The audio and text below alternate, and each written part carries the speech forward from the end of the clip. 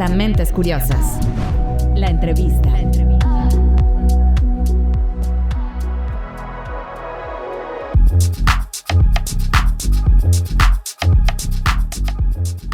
Hola, soy Karina Rodríguez, editora general de Tech Science. Te doy la bienvenida a Historias para Mentes Curiosas, la entrevista. Si eres asiduo a nuestro podcast, ya sabrás que esta es una nueva modalidad que recién introducimos y que estaremos intercalando con nuestro podcast narrativo. Puedes reconocer los episodios por las portadas. En esta ocasión, aprovechamos que se acerca el Día Internacional de la Calidad del Aire para hablar con María Teresa Burguete. Ella es inmunóloga y pediatra en el Hospital Zambrano de León de TecSalud, y en esta plática nos explica cuál es el impacto en la salud de la mala calidad del aire.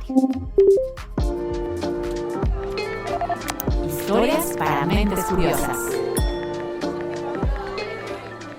Hola Tere, ¿cómo estás? Buenos días. Hola, muy buenos días y muchas gracias por la invitación. Pues nada, muchas gracias.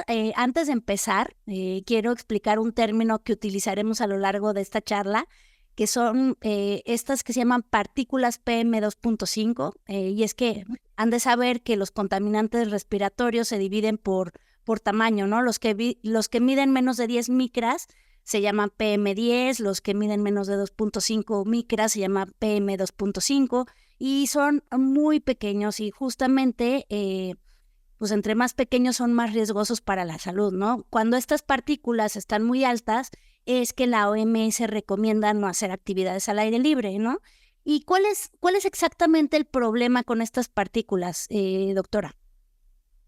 Pues como tú dijiste, aquí se dividen las partículas por tamaño, porque cada uno de los compuestos ambientales pues tiene un tamaño diferente y entonces tiene una afectación que va dirigida a determinadas partes de las vías respiratorias. Hay unas, mientras son más pequeñitas, pues pueden penetrar más lejos hasta la parte más distal de las vías respiratorias y en ese lugar es donde generan un proceso inflamatorio, que al estar constantemente inflamando, pues hace que llegues a una enfermedad crónica que muchas veces ya tiene daño irreversible de las vías respiratorias. Entonces es justo lo que tenemos que tratar de evitar.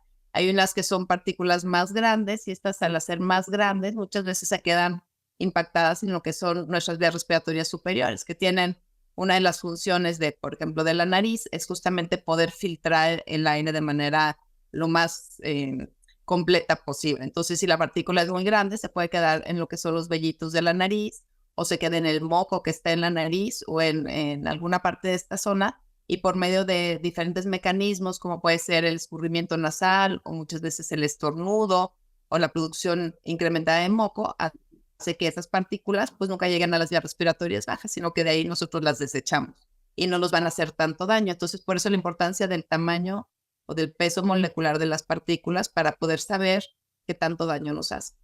O sea, entre más pequeñas son, más difícil es sacarlas de nuestro sistema. Pues mientras más pequeñitas, más bien más fácil penetran hasta parte más profunda de nuestras vías respiratorias. Okay. Mientras más grandotas, pues no llegan a penetrar hasta allá. Ok, por eso, bueno, en la entrevista que te hicimos para Tech Science mencionabas que normalmente un cuadro de tos que duraba, no sé, de 3 a 5 días, pues ahora a la gente le duran semanas, ¿no? Y dicen, es que esta tos no se me quita.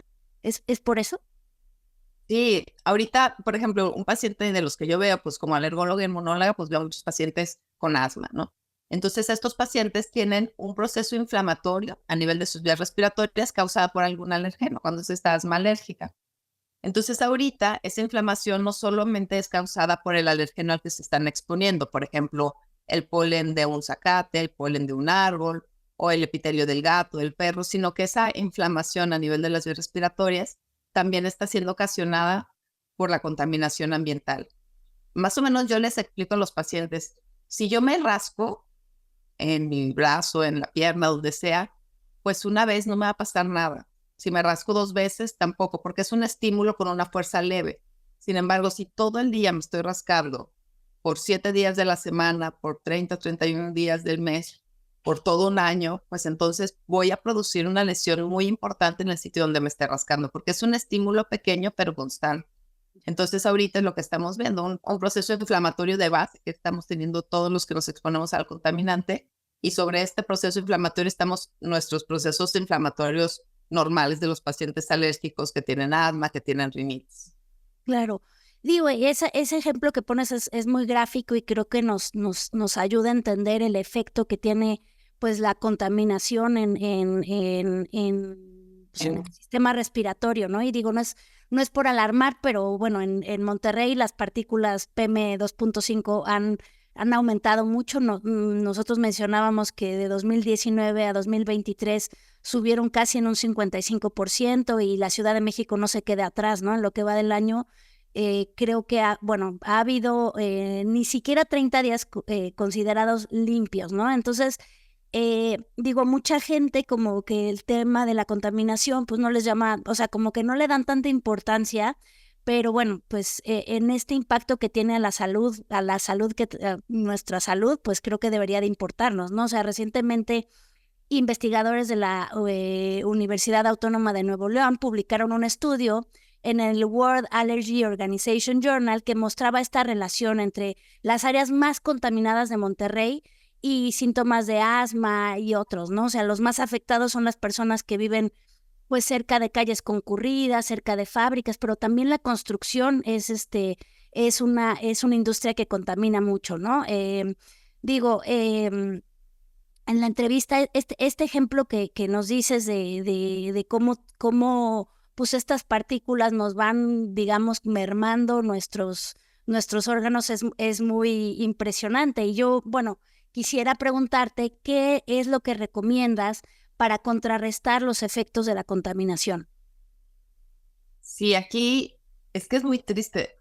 Ahorita el problema fue como que la indicación cuando hay mucha contaminación es no se hagan actividades al aire libre. O sea, creo que es muy clara la indicación y eso es a nivel mundial, ¿no? Hay ciertos niveles en donde a partir de ese nivel para arriba, pues la realización de actividades al aire libre no es recomendable porque es dañina para nuestra salud. Aunque no sintamos nosotros ninguna molestia, porque muchas veces dicen, no, pero mi hijo no se siente mal, no siente molestia, pero eso no quita que no le esté causando un daño. Sin embargo, nosotros venimos de una etapa en donde estuvimos encerrados y donde encerramos a nuestros hijos y donde recomendamos como médicos encerrar a los pacientes por el hecho del COVID.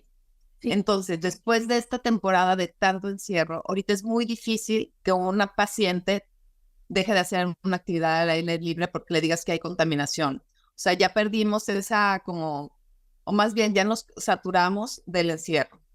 Entonces, yo les digo, bueno, si es un niño pequeñito que realmente no tenga unas actividades necesarias al aire libre, trátalo de tener en casa o sácalo lo menos que se pueda.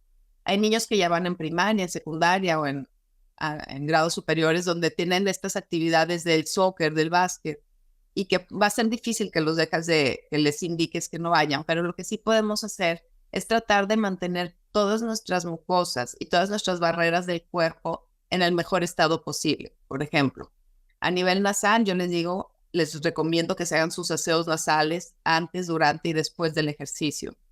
Que en caso de que haya mucha contaminación, puedes poner algún tipo de protector a nivel nasal para que evitemos que las partículas penetren mucho, para que se queden más bien en lo que es la entrada de la nariz y no entren tanto hasta los pulmones. Que tengan una buena hidratación, que se pongan sus protectores solares, hasta la crema corporal nos ayuda para que la piel, que es una barrera externa importante, también esté en el mejor estado posible.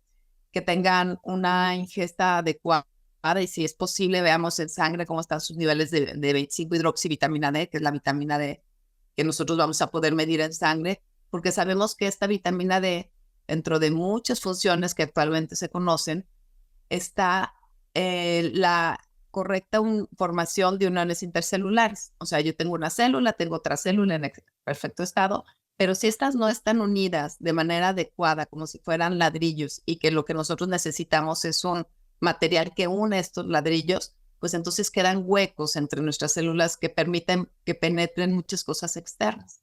Bueno, la vitamina D, una de sus funciones es la unión intercelular. Entonces, por eso el mantener niveles adecuados de vitamina D es muy importante para que todos nuestros epitelios y nuestras barreras naturales estén en buen estado y nos protejan un poco más de la contaminación. Entonces, sí decirle, bueno, si tú haces 3 ejercicios al aire libre días que están muy contaminados, trata de quitar 1 o 2 y a lo mejor solamente dejas 1 al aire libre y los otros 2 trata de hacerlo mejor en lugares cerrados, porque si no, sí hay una inflamación o un daño a nivel respiratorio.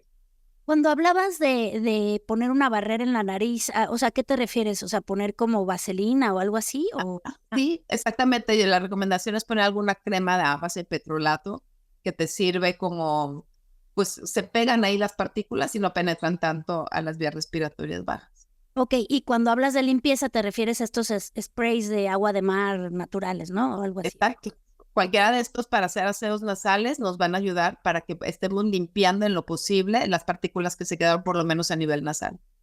¿Y hay alguna hora que se pueda hacer, o sea, que si es un día contaminado, no sé, antes de que salga el sol o algo así, es más seguro hacer ejercicio o eso es un mito? Pues, o sea, a nivel de alergias, cuando nosotros hablamos de alergia, sí sabemos que los pólenes están más en las primeras horas de la mañana y en las últimas, o sea, entre las 12 del día y las 5 de la tarde es donde menos pólenes habría.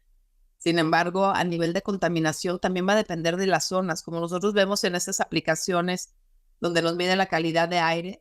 A lo mejor en algunas zonas más al poniente hay más contaminación a una hora que en el oriente, entonces nos sirven un poco estas aplicaciones para que nosotros podamos ver cómo está en ese momento la calidad del aire, porque va variando dependiendo de si hay viento, si no hay viento, o sea, de dónde se genera, hacia dónde va.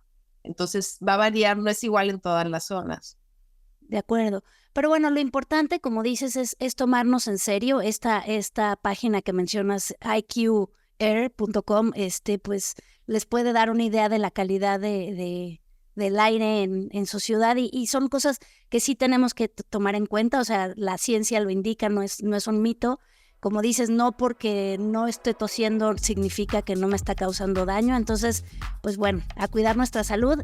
Te agradezco mucho de parte de Tech Science a la doctora Teresa Burguete por habernos acompañado hoy a entender cómo la contaminación afecta a nuestra salud. Muchas gracias.